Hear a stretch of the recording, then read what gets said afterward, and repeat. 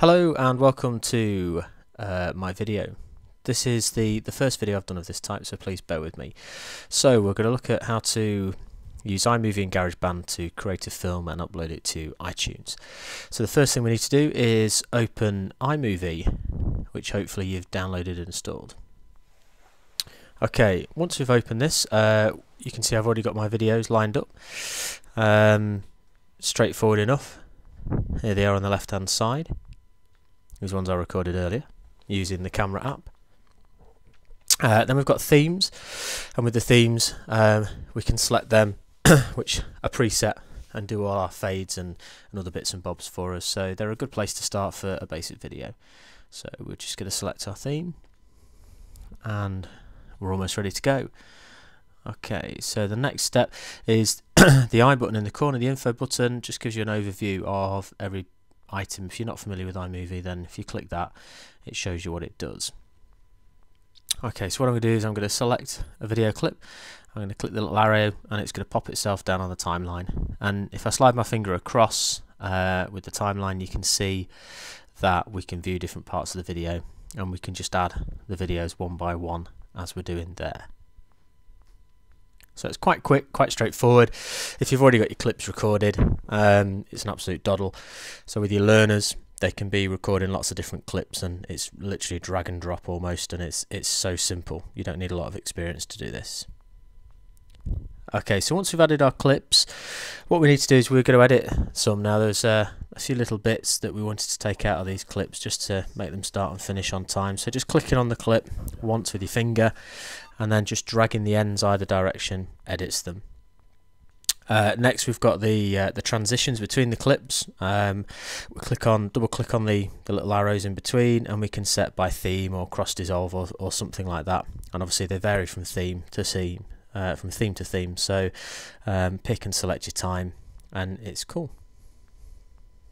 Okay, so now we've got Garageband. Again, Garageband, paid for app. I think it's about £2.99 in the App Store. Definitely well worth it. Fantastic for recording tunes. Here's some songs that I've been working on, but we're going to click the plus in the corner and we're going to click New Song. And as you can see, we've got a keyboard, guitar amps, voice recorder, sampler, smart drums, strings, bass, and so on.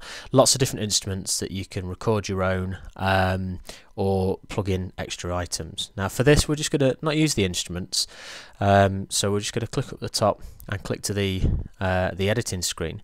And what we're going to do is we're going to click on the loop icon.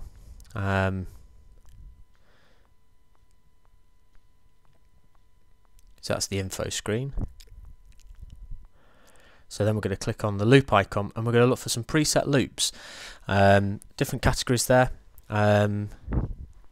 Basically it's finding a different loop and dragging it onto the screen, and you'll see that it's looping it for the 8 bars that I've got set up here.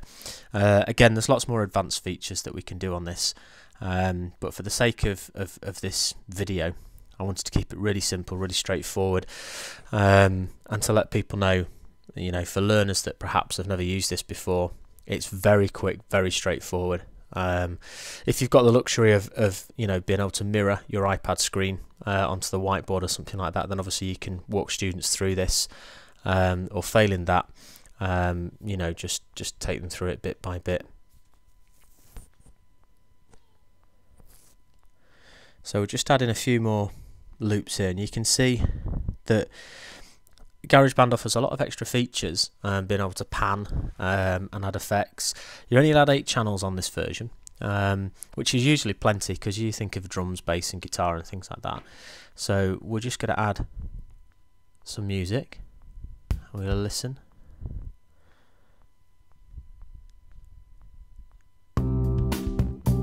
Okay, so this is the track playing with just 3 instruments: keyboard, bass and drums. Very quick, very simple. Obviously, if they're all playing at the same time, that's not too bad, but what we really want to do is just edit them a little bit so they come in at different times, and makes it a bit more dynamic, really.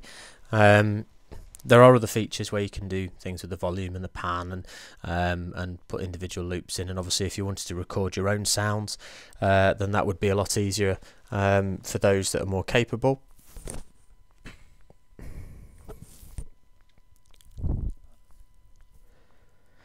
Okay, so we save it, and here's one I actually prepared earlier based on those same loops, just to show you some different things. And what I'm going to do with this is, before we export, we need to check the volumes and the pans and the mutes and everything on the left hand side, which you can do by dragging the toolbar out the side, and make sure that everything's set okay. And then we're going to go back to our main screen. Now this is where we're going to export it. If you're familiar with deleting apps on the iPad, and press and hold, they start to jiggle and wobble, and then you select the one, and then you select the little share button, the little arrow bouncing out the screen in the top left hand corner, and you get lots of options here, such as iTunes, Facebook, ringtone, SoundCloud. So straight away you can export that tune to, you know, half a dozen different things for anybody to see and hear it, which I think is pretty cool. So we're just going to export it into iMovie. So it takes a few seconds to export. So now when we open iMovie, it opens automatically.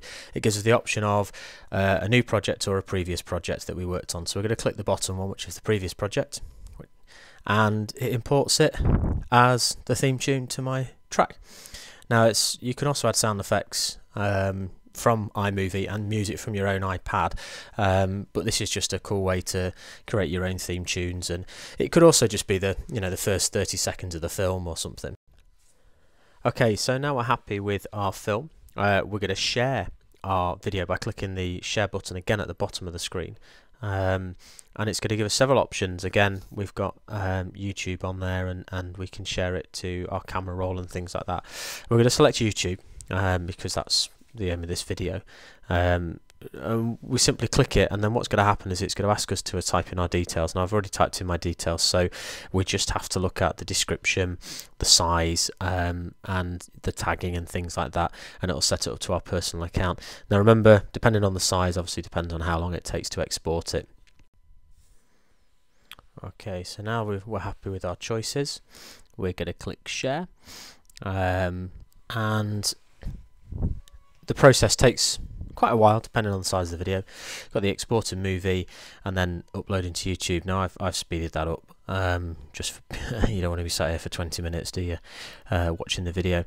Now once it's finished, this process of uploading to YouTube, it's going to ask us whether we want to visit it or tell a friend. I've had some problems clicking the visit, and sometimes with the iPad it doesn't directly want to go to the right website, and it takes there's a slight delay from uploading to actually previewing it. So once you've done it, and then there we have it. Here's my video.